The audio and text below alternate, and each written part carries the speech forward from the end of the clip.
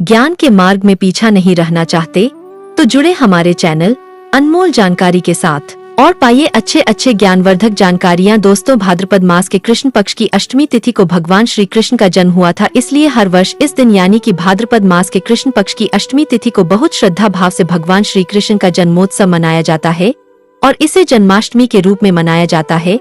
भगवान श्री कृष्ण का जो जन्म दिवस होता है, जन्माष्टमी का जो यह पावन पर्व होता है, बहुत ही श्रद्धा भाव से, बहुत ही धूमधाम से, उत्साह के साथ भक्तजन मनाते हैं। इस दिन व्रत रखा जाता है। बहुत से लोग इस दिन व्रत रखते हैं और भगवान श्री कृष्ण के बाल स्वरूप जो कि लड्डू गोपाल जी है, उनकी पूजा आराधना की जाती है। बाल स्वरूप में भगवान श्री कृष्ण की पूजा आराधना इस दिन जो भी भक्त पूरे श्रद्धा भाव से करते हैं, विधि विधान से इनकी पूजा करके व्रत के नियम का पालन करते हैं, अपनी समस्त कामनाएं भगवान श्री कृष्ण अवश्य पूर्ण करते हैं। दोस्तों, आज की वीडियो में हम आपसे बात करने वाले हैं कि भाद्रपद मास के कृष्ण पक्ष की अष्टमी तिथि यानी कि जन्माष्टमी का पावन पर्व कब है, अष्टमी तिथि कब प्रारंभ हो रही है, कब समाप्त हो रही है, पूजा का शुभ मुहूर्त क्या है और महत्व क्या है इस पावन पर्व का, और भगवान श्री कृष्ण की पूजा की विधि क्या है। जन्माष्टमी के दिन निश्चितकालीन पूजा का विशेष महत्व होता है, तो रात्रि में किस समय हमें भगवान श्री कृष्ण की पूजा करनी है। और अगर आप व्रत रखते हैं, यानी जो भी भक्त जन्माष्टमी का व्रत करते हैं, भगवान श्री कृष्ण की पूजा आराधना करें जिससे कि आपकी समस्त कामनाएं पूर्ण हो। इस बारे में आज के वीडियो में हम बात करने वाले हैं, तो इसे पूरा जरूर देखें। लेकिन दोस्तों, उससे पहले आपसे रिक्वेस्ट करते हैं कि वीडियो को लाइक जरूर करिएगा, दोस्तों को शेयर कर दीजिएगा, और अगर आपने अभी तक अनमोल जानकारी चैनल को सब्सक्राइब नहीं किया है तो चैनल को सब्सक्राइब करके बेल आइकन जरूर दबाइए। दोस्तों, जन्माष्टमी के महत्व के बारे में, जन्माष्टमी का जो महत्व है वह हमारे धर्मशास्त्रों में बहुत अधिक माना गया है। जन्माष्टमी के दिन भगवान श्री कृष्ण के बाल रूप की पूजा करने से और इस दिन व्रत करने से भक्तों के मन की समस्त कामनाएं पूर्ण हो जाती है, और वह लोग विशेषकर जिनकी कोई संतान नहीं है, संतान प्राप्ति में अगर आपको किसी भी प्रकार की बाधा है, बहुत अधिक समय हो गया है और अभी तक संतान की प्राप्ति नहीं हुई है, तो जन्माष्टमी का यह पावन पर्व बहुत ही दुर्लभ संयोग में इस बार है। तो अगर आप जन्माष्टमी के दिन व्रत रखते हैं, भगवान श्री कृष्ण के बाल स्वरूप लड्डू गोपाल जी की पूजा आराधना करते हैं, तो इस दिन भगवान श्री कृष्ण की पूजा करने मात्र से ही निसंतान दंपतियों की उत्तम संतान की प्राप्ति होती है। तो बहुत महत्वपूर्ण है यह पावन पर्व, और आप किसी भी कामना से जन्माष्टमी का व्रत रखें। और अगर व्रत ना भी कर पाते हैं आप पूजा आराधना विधि विधान से करते हैं, तो इससे भी भगवान श्री कृष्ण की कृपा प्राप्त होती है। और इस बार का जो जन्माष्टमी का पावन पर्व है, कई वर्षों के बाद बहुत शुभ संयोग, बहुत दुर्लभ संयोग में आया हुआ है। ऐसा माना जाता है, जैसे कि श्रीमद् भगवत गीता में, भगवत पुराण में ऐसा लिखा हुआ है कि भगवान श्री कृष्ण का जन्म हुआ था भाद्रपद मास के कृष्ण पक्ष की अष्टमी तिथि को, बुधवार का दिन था, रोहिणी नक्षत्र में उनका जन्म हुआ था, वृष राशि में, और रात्रि के मध्य में यानी कि मध्य रात्रि में भगवान श्री कृष्ण का जन्म हुआ था। तो शास्त्रों में कहा गया है कि जन्माष्टमी के इस पावन अवसर पर अगर 6 तत्व मिल जाए तो यह बहुत ही दुर्लभ होता है।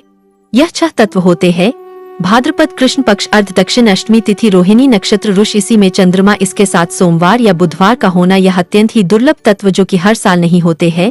तो ऐसा इस बार संयोग बना हुआ है कि सभी तत्व 30 अगस्त को मौजूद रहेंगे। 30 अगस्त को इस बार की जन्माष्टमी का पावन पर्व होगा, सोमवार का दिन होगा, सुबह से ही अष्टमी तिथि रहेगी और रात्रि में अर्धरात्रि तक अष्टमी तिथि व्याप्त रहेगी, जिससे कि इसी रात नवमी तिथि भी आरंभ हो जाएगी। तो चंद्रमा वृष राशि में मौजूद रहेंगे। इन सभी संयोगों के साथ रोहिणी नक्षत्र भी 30 अगस्त को है।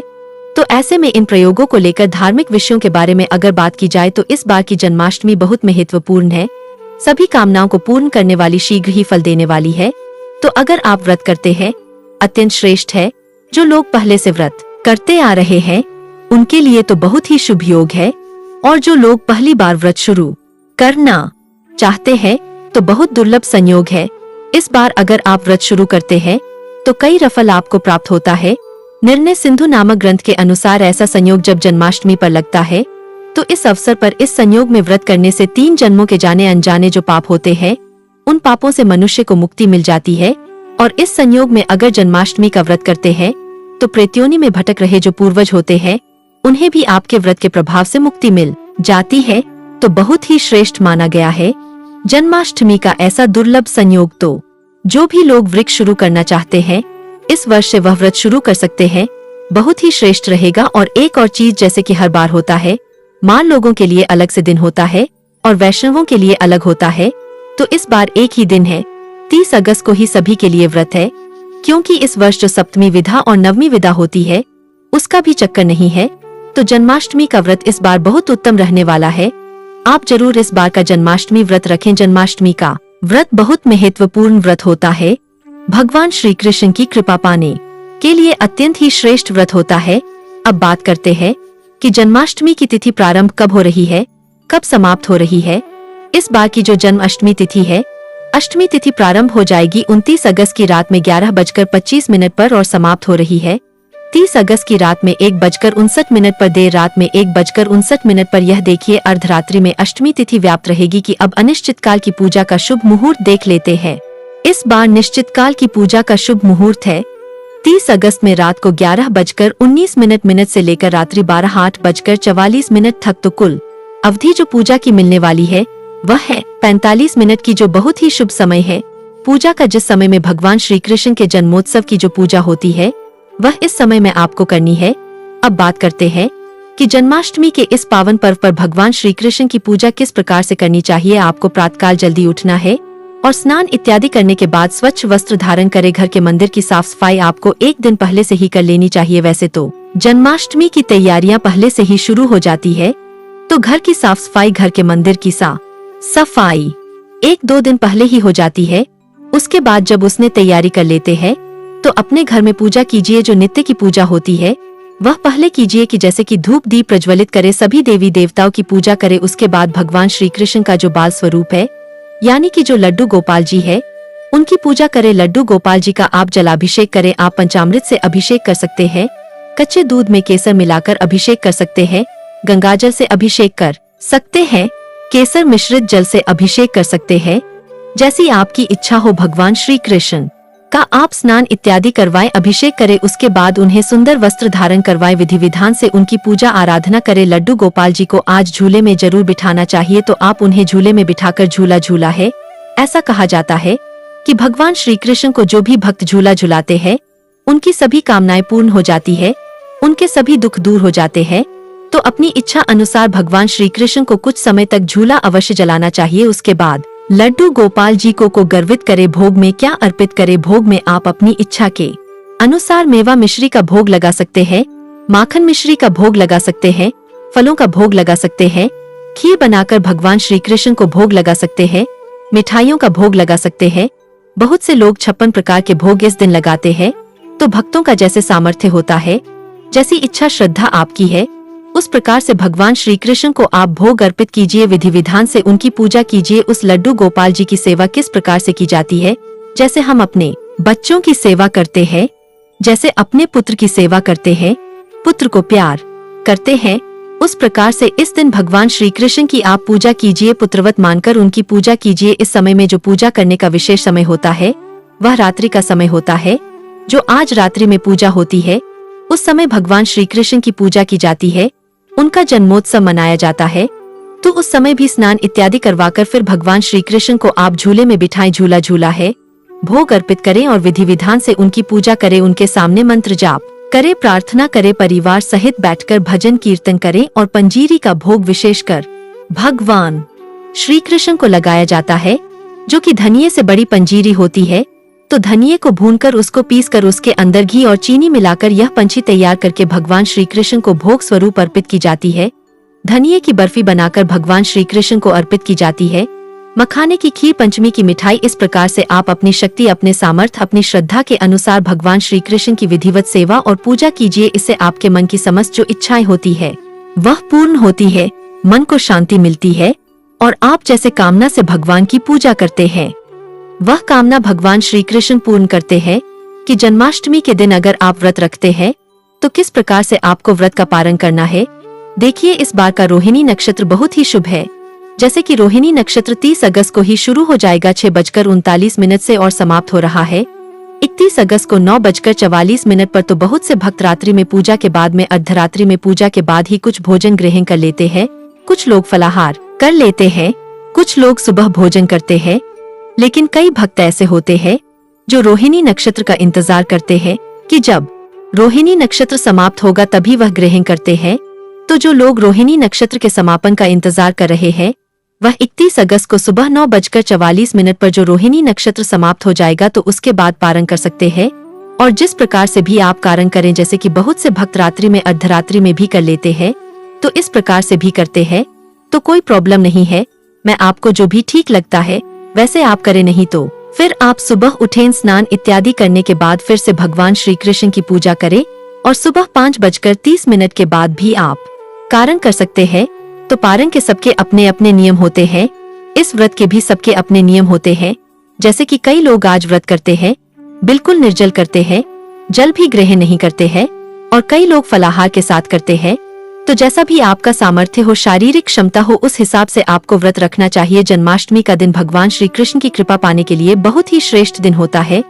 आप भगवान श्री कृष्ण की असीम कृपा प्राप्त करना चाहते हैं, अपने मन की कोई कामना पूर्ण करना चाहते हैं, तो उनकी पूजा कीजिए। सेवा के लिए विधि विधान से व्रत कीजिए, उस वक्त नहीं भी कर पाते हैं तो इस दिन भगवान श्री कृष्ण की पूजा करने मात्र से ही समस्त प्रकार की इच्छाओं को पूर्ण कर लेंगे, क्योंकि इस बार की जो जन आदमी है वह बहुत शुभ योग में है। तो इस दिन को व्यर्थ न गंवाए, आप भगवान श्री कृष्ण की पूजा अवश्य कीजिए। उम्मीद करते हैं भाद्रपद मास के कृष्ण पक्ष की अष्टमी तिथि यानी कि जन्माष्टमी के पावन पर्व से जुड़ी यह महत्वपूर्ण जानकारी आपके लिए अवश्य उपयोगी सिद्ध होगी कि जिस घर में यह देव का व्रत किया जाता है वहाँ अकाल मृत्यु, गर्भपात, किसी भी माँ के बच्चे गर्भ में नहीं मरते, गर्भ ठहरता है, वैधव्य, दुर्भाग्य तथा कलह नहीं होती। जो एक बार भी इस व्रत को करता है उसे श्री कृष्ण का आशीर्वाद प्राप्त होता है। वह रानी संसार के सभी सुखों को भोग कर विष्णु लोक में निवास करता है। जन्माष्टमी पूजन विधि हिंदू धर्म में भगवान श्री कृष्ण की पूजा सभी संकटों से निकालकर सुख, समृद्धि और सौभाग्य का वरदान देने वाली मानी गई है। जन्माष्टमी के दिन प्रातः जल्दी उठकर स्नान आदि से निवृत्त होकर स्वच्छ वस्त्र धारण करें। इसके बाद पूर्व या उत्तर की ओर मुख्य करके व्रत का संकल्प ले। अगर नॉर्थ ईस्ट में भगवान कृष्ण को लगाया जाए तो आप अपने जीवन में धर्म युद्ध में खड़े हैं, कर्म क्षेत्र में खड़े हैं, तो वहाँ आपकी जीत सुनिश्चित है और आपकी जितनी भी परेशानियां हैं उन्हें कान्हा दूर कर देते हैं।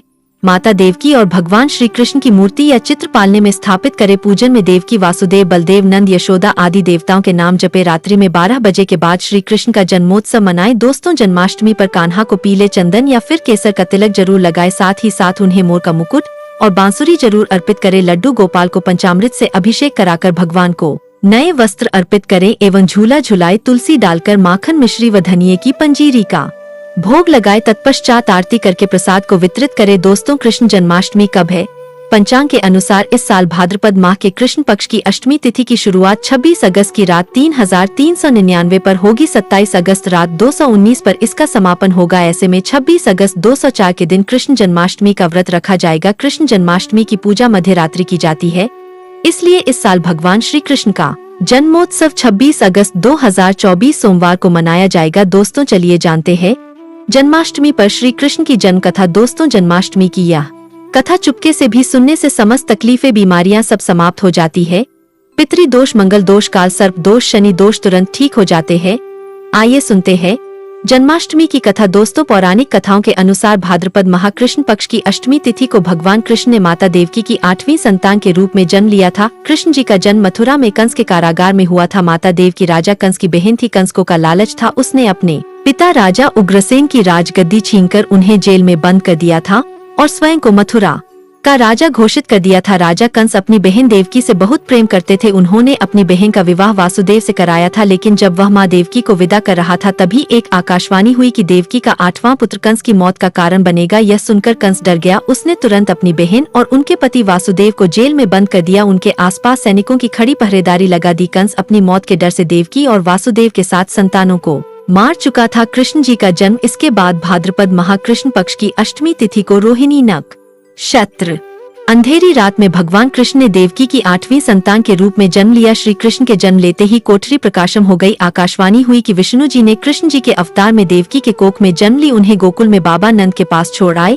और उनके घर एक कन्या जन्मी है, उसे मथुरा लाकर कंस को सौंप दे। कान्हा चले गोकुल धाम। आकाशवाणी सुनते ही वासुदेव के हाथों की हथकड़ी खुल गई। सभी पहरेदार सोने लगे। कान्हा को एक टोकरी में बाल गोपाल को रखकर सिर पर रख लिया और गोकुल की ओर चल पड़े। कान्हा को गोकुल धाम ले जाने में वासुदेव को कई मुसीबतों का सामना करना पड़ा। यमुना नदी कृष्ण जी के चरणों को स्पर्श करने के लिए उफान पर आ गई, लेकिन चरण स्पर्श के बाद वह फिर से शांत पड़ गई। वो कान्हा को बाबा नंद के पास छोड़ आए और गोकुल से कन्या को लेकर वापस लौट आए। जेल अपने आप बंद हो गया और उनके हाथों में हथकड़ियां लग गई। कन्या के रोने की आवाज सुनते ही सभी पहरेदार उठ गए। कंस बंदी गृह आया। वह कन्या को देवकी और वासुदेव की 8वीं कन्या समझ उसे मारने चला, लेकिन वह आकाश में उड़ गई और फिर से आकाशवाणी हुई कि कंस को मारने वाला अब इस दुनिया में पैदा हो चुका है। बाबा नंद और उनकी पत्नी माँ यशोदा ने कृष्ण जी का पालन पोषण किया। राजा कंस ने कृष्ण जी का पता लगाकर उन्हें मारने की खूब कोशिश की, लेकिन कंस की सारी कोशिशों विफल हुई और कृष्ण जी को कोई मार नहीं सका। अंत में श्री कृष्ण ने कंस का वध किया। राजा उग्रसेन को फिर मथुरा की राजगद्दी सौंप दी। इस तरह से जन्माष्टमी की व्रत कथा पूरी हुई। दोस्तों, आगे बढ़ने से पहले कमेंट बॉक्स में अपनी राशि भी डाल दीजिएगा। यदि हमारे पास कोई उपाय होगा तो वह आकर हम आपके कमेंट के रिप्लाई में बता देंगे। दोस्तों, जन्माष्टमी पर भूलकर भी ना करें यह गलतियां। तुलसी को लेकर ना करें यह गलती। जन्माष्टमी के दिन भूलकर भी तुलसी की पत्तियां तोड़ने से बचना चाहिए। दरअसल शास्त्रों में कहा गया है कि कृष्ण भगवान विष्णु के अवतार है और उन्हें तुलसी अति प्रिय है। ऐसे में इस दिन तुलसी की पत्तियां नहीं तोड़नी चाहिए। जन्माष्टमी से पहले आप तुलसी तोड़कर रख ले। बिना तुलसी के जन्माष्टमी का पर्व अधूरा है। भगवान कृष्ण किसी भी ऐसे भोग को स्वीकार नहीं करते जिसमें तुलसी पत्र ना पढ़ा हो। ऐसा भोग पाप के समान होता है, जहरीला माना जाता है। चावल खाना, यह बात तो सभी जानते हैं कि एकादशी के दिन चावल नहीं खाने चाहिए, लेकिन बहुत ही कम लोग जानते हैं कि जन्माष्टमी के दिन भी चावल को खाना वर्जित होता है। चाहे आप व्रत रखें या ना रखें, लेकिन जन्माष्टमी के दिन चावल खाना शुभ नहीं माना जाता। तामसिक भोजन, जन्माष्टमी के दिन तामसिक भोजन वर्जित माना जाता है। ऐसे में इस दिन मांस, मदिरा, प्याज और लहसुन नहीं खाना चाहिए। इस दिन गलती से भी लहसुन प्याज का खाना कभी मत बनाना, क्योंकि राहु केतु के कारण ही लहसुन प्याज की उत्पत्ति हुई है और भगवान विष्णु और राहु केतु के बीच में भीषण शत्रुता होती है। अनादर करना, भगवान कृष्ण के लिए सभी भक्त एक समान होते हैं। ऐसे में इस दिन किसी भी व्यक्ति का अनादर करने से बचना चाहिए। एक बार भगवान कृष्ण के भक्त ने एक व्यक्ति का अपमान कर दिया था। उसी क्षण भगवान कृष्ण ने अपने भक्त को श्राप दिया था, इसीलिए किसी का भी अपमान न करें। गाय को सताना, गाय भगवान कृष्ण को बहुत ही प्रिय है, क्योंकि कृष्ण अवतार में उनका पालन पोषण एक ग्वाले के घर में हुआ था। ऐसे में जन्माष्टमी के दिन किसी भी गाय और बछड़े को भूलकर भी नहीं सताना चाहिए। भगवान कृष्ण गाय को सबसे प्रिय मानते हैं। गाय माता को सबसे ज्यादा प्यार करते हैं, इसीलिए गाय को इस दिन रोटी, फल वगैरह मिठाई अवश्य खिलाएं। जन्माष्टमी के दिन केवल सात्विक खाना खाएं। जन्माष्टमी व्रत में दूध और दही जरूरी है। व्रत के दौरान ताजे फलों के शेक, लस्सी, छाछ या दूध का मजा ले सकते हैं। नारियल पानी पी सकते हैं। जन्माष्टमी के दिन पेड़ों को काटना भी अशुभ माना जाता है। श्री कृष्ण हर चीज में बसते हैं और हर चीज उनमें बसती है, बल्कि हो सके तो इस दिन ज्यादा से ज्यादा पेड़ लगाने चाहिए। इससे घर और परिवार में सुख और शांति बनी रहती है। भगवान कृष्ण सदा पीपल के वृक्ष में रहते हैं। पीपल वृक्ष पर जन्माष्टमी पर जल अवश्य अर्पित करें, इससे वह प्रसन्न जल्दी होते हैं। दोस्तों, जन्माष्टमी के दिन ब्रह्मचर्य का पालन करना अनिवार्य होता है। इस दिन पूरे पवित्र मन तन से भगवान की पूजा करनी चाहिए। कम से कम इस दिन पत्नी से दूर रहना चाहिए। जो पति पत्नी जन्माष्टमी पर एक दूसरे से दूर रहते और संयम और नियम का पालन करते हैं, तो उन्हें एक सुशील और सुंदर पुत्र की प्राप्ति होती है। बालक का मुख भगवान कृष्ण की तरह होता है और शरीर भगवान कृष्ण की तरह कोमल होता है। जो लोग इस दिन व्रत रखते हैं तो उन्हें रात में 12 बजे से पहले अपना व्रत नहीं खोलना चाहिए। उससे पहले व्रत खोलने से पूजा का फल नहीं मिलता है और व्रत भी अधूरा माना जाता है। जन्माष्टमी पर करें इन मंत्रों का जाप। भगवान कृष्ण की कृपा से आपकी समस्त गरीबी दूर हो जाएगी। आप धनवान हो जाएंगे, मालामाल हो जाएंगे। आपके घर में राधा रानी की कृपा बरसेगी, माता लक्ष्मी की कृपा बरसेगी। दोस्तों, श्री कृष्ण मंत्र क्रीम कृष्णाय नम। भगवान श्री कृष्ण के इस मंत्र का जाप करने से धन धान्य की प्राप्ति होती है। ऐसे में जन्माष्टमी के विशेष अवसर पर इस मंत्र का जाप करने से साधक को शुभ फलों की प्राप्ति होती है। हरे कृष्णा कृष्णा कृष्णा हरे हरे, हरे राम राम राम हरे हरे करने से भगवान कृष्ण के कान खड़े हो जाते हैं। वह भक्त की पुकार अवश्य सुनते हैं। कम से कम इसका जाप 21 बार अवश्य करें या 108 बार भी आप कर सकते हैं। बहुत ही शुभ माना जाता है। दोस्तों, जन्माष्टमी पर जो स्त्री भगवान लड्डू गोपाल को झूला झूला है, उसे अनंत काल तक बांझपन का सामना नहीं करना पड़ता है। भगवान लड्डू गोपाल की कृपा से ऐसी स्त्री को सुंदर पुत्र की प्राप्ति होती है। दोस्तों, जन्माष्टमी पर मोर पंख अवश्य लाएं और मंदिर में स्थापित करें। भगवान कृष्ण की बंसी जन्माष्टमी पर अवश्य लेकर आए। अगर आप व्रत रख रहे हैं तो भगवान लड्डू गोपाल के खिलौने आदि जरूर लेकर आना, इसे लाना मत भूलना। और जन्माष्टमी पर कौड़ियाँ आप ला सकते हैं। भगवान कृष्ण की स्थापना कर सकते हैं। इस दिन गलती से भी किसी भी व्यक्ति को गिफ्ट के तौर पर भगवान कृष्ण को उपहार में कभी मत देना, इससे घर की लक्ष्मी रूठ हो सकती है। जन्माष्टमी पर सोने, चांदी, तांबा, पीतल की खरीदारी कर सकते हैं, शुभ माना जाता है।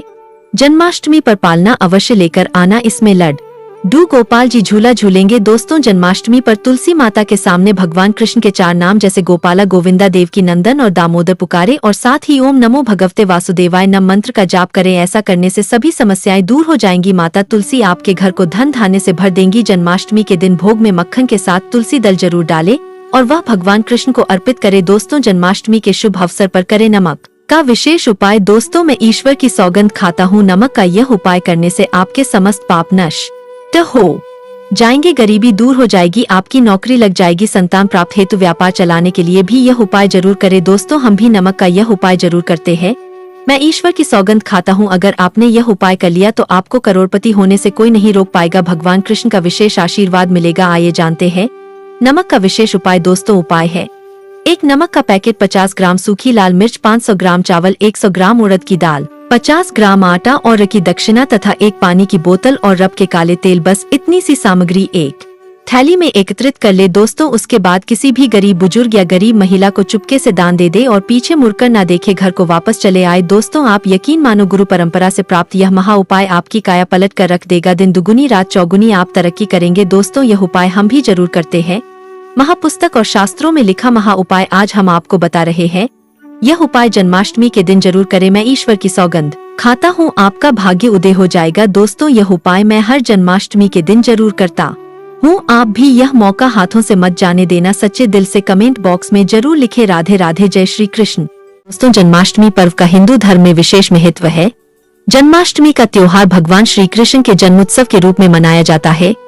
भाद्रपद माह के कृष्ण पक्ष की अष्टमी तिथि को जन्माष्टमी का पर्व मनाया जाता है। जन्माष्टमी का पर्व भगवान श्री कृष्ण को समर्पित है। जन्माष्टमी के पर्व के दिन भगवान श्री कृष्ण का विशेष रूप से पूजन किया जाता है। इस दिन भगवान श्री कृष्ण के बाल स्वरूप का पूजन किया जाता है। घरों में, मंदिरों में भगवान श्री कृष्ण के लिए झूले लगाए जाते हैं और जन्माष्टमी की रात 12 बजे जन्मोत्सव मनाया जाता है। इस पर्व को भक्त बड़े ही हर्ष और उल्लास के साथ मनाते हैं। जन्माष्टमी के पर्व पर व्रत भी रखा जाता है। इस व्रत को व्रत राज्य कहा जाता है। माना जाता है अष्टमी के दिन भगवान श्री कृष्ण का पूजन करने से और व्रत रखने से भगवान श्री कृष्ण की कृपा से सभी कष्टों और संकटों से छुटकारा मिल जाता है। आज की इस वीडियो में हम आपको कुछ ऐसी चीजों के बारे में बताने जा रहे हैं जिन्हें जन्माष्टमी से पहले आप अपने घर पर अवश्य ही ले आना है। अगर इन चीजों में से किसी एक चीज को भी आप जन्माष्टमी से पहले अपने घर पर लाएंगे तो इससे आपको कान्हा जी की असीम कृपा प्राप्त होगी और कान्हा जी की कृपा से सभी प्रकार की मनोकामना जल्द ही पूर्ण हो जाएगी। किस्मत बदलते देर नहीं लगेगी। दोस्तों, इस वर्ष जन्माष्टमी का पावन पर्व 26 अगस्त दिन सोमवार को है। इस साल श्री कृष्ण जन्माष्टमी पर सर्वथा सिद्ध योग के निर्माण हो रहा है, जो बहुत ही दुर्लभ माना जा रहा है। इस बार जन्माष्टमी पर भाद्रपद कृष्ण पक्ष व रोहिणी नक्षत्र अर्धरात्रि कालीन अष्टमी तिथि वृष राशि में चंद्रमा और सोमवार का होना बेहद अद्भुत संयोग माना जा रहा है। संयोग पूरे 101 साल बाद बना है। श्री कृष्ण जन्माष्टमी पर बने दुर्लभ संयोग में व्रत रखने और पूजा करने का विशेष महत्व है। धार्मिक मान्यता है कि इस अद्भुत संयोग में भगवान श्री कृष्ण की विधि विधान से पूजा करने पर भक्तों की सभी मनोकामनाएं पूर्ण होंगे तथा भक्तों को कृष्ण जी की कृपा प्राप्त होगा। कहा जाता है कि जो लोग कई जन्मों से प्रेतयोनि में भटक रहे हैं, इस दुर्लभ संयोग पर उनके लिए पूजा करने से उन्हें मुक्ति मिल जाती है।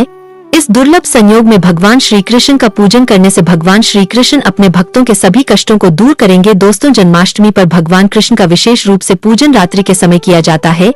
दोस्तों, आपसे एक निवेदन है। हमारे देश भारत में इस प्रकार की जानकारी समाप्त हो रही है। हम अपने इस चैनल अनमोल जानकारी में पेड़ पौधे की जानकारी को पुनः भारत में YouTube वीडियो के माध्यम से फैला रहे हैं ताकि ये जानकारी भारत में बनी रहे। तो दोस्तों, कृपया इस छोटे से कार्यक्रम में आप भी हमारा साथ दीजिए। इसके लिए आप हमारे वीडियो को लाइक करें, चैनल को सब्सक्राइब करें और कमेंट में अपना नाम और जिला भी लिखें तथा 10 लोगों को इस वीडियो को शेयर करें ताकि इस तरह के पेड़ पौधे, जड़ी बूटी और टोने टोटके की जानकारी को लोग समझे और अपना। दोस्तों, आइए अब जानते हैं कि ऐसी कौन सी वस्तुएं हैं जिन्हें जन्माष्टमी से पहले घर अवश्य ही ले आना चाहिए। भगवान श्री कृष्ण का नाम आते ही हमारे मन में भगवान के बाल और व्यवस्था की सुंदर छवि उभर कर आने लगती है। मस्तक पर शोभायमान मोरपंख और उनके हाथों पर बांसुरी मानो भगवान साक्षात रूप में हमें दर्शन दे रहे हैं। जन्माष्टमी की पूजा में भगवान का श्रृंगार भी अहम माना जाता है। आज हम आपको 8 ऐसी वस्तुओं के बारे में बताने जा रहे हैं जो भगवान श्री कृष्ण को अति प्रिय है।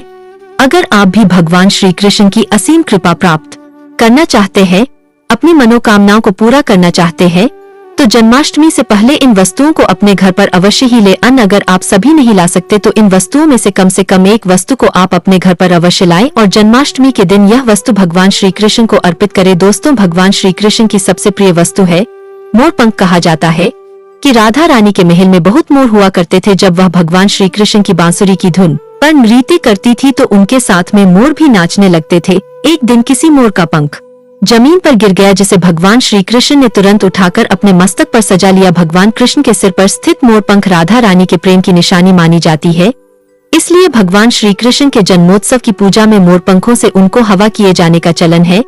एक अन्य कथा के अनुसार देवी राधा हर दिन मोरकुटी मंदिर के पास मोरों को दाना देने जाती थी। एक बार जब देवी राधा वहां पहुंची तो एक भी मोर नहीं था। राधा रानी उदास हो गई। कान्हा ने देवी राधा को प्रसन्न करने के लिए स्वयं वह रूप धारण कर लिया और वहां पहुंच गए। राधा रानी कान्हा का यह रूप देखकर प्रसन्न हुई। मोरकुटी मंदिर में मूर्ति रूप में आज भी राधा कृष्ण की पूजा होती है, इसलिए भगवान श्री कृष्ण को प्रसन्न करने के लिए जन्माष्टमी के पूजन में मोर पंख अवश्य ही शामिल करना चाहिए। हिंदू मान्यताओं के अनुसार घर में मोर पंख का प्रयोग करने से अमंगल टल जाता है।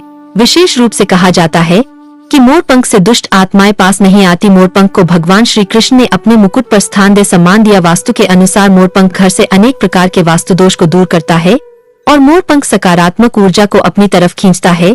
दोस्तों, दूसरी चीज है बांसुरी। भगवान राम की पहचान धनुष है, तो भगवान श्री कृष्ण की बंसी। भगवान कृष्ण की बांसुरी की मधुर धुन सुनकर गोपियां उनकी ओर खिंची चली आती थी। भगवान की बंसी प्रेम और आनंद का प्रतीक है।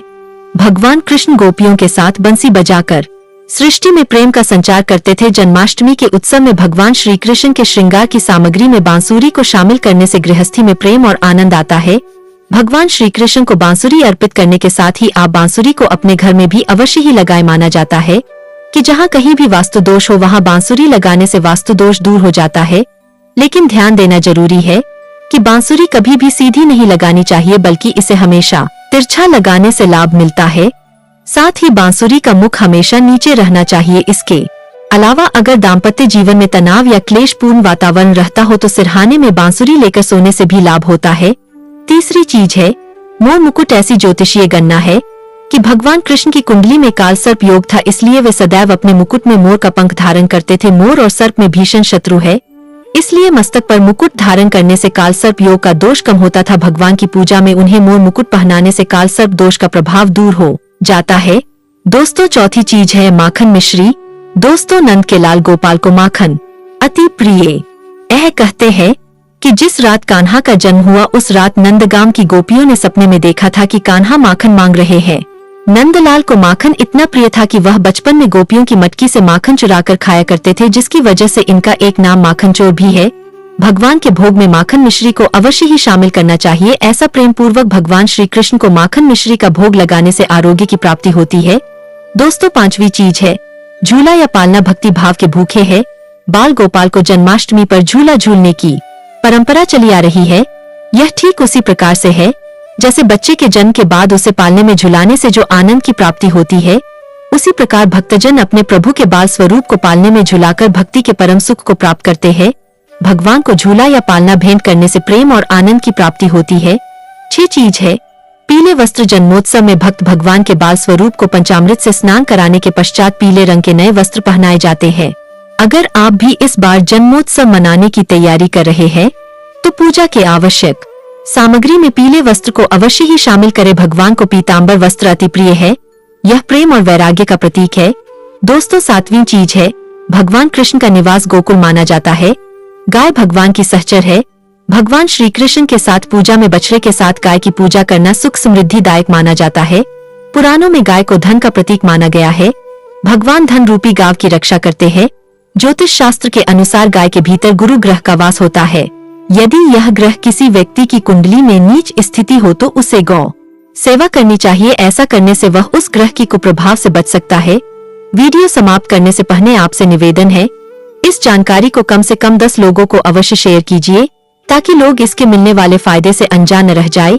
इससे हमारे देश में आयुर्वेद की जानकारी पुनः एक बार फिर तेजी से फैलेगा। इसका श्रेय आपको जाएगा। सच्चे भारतीय होने पर गर्व करें। वीडियो को शेयर कर पुण्य कमाएं। जय हिंद, जय आयुर्वेद।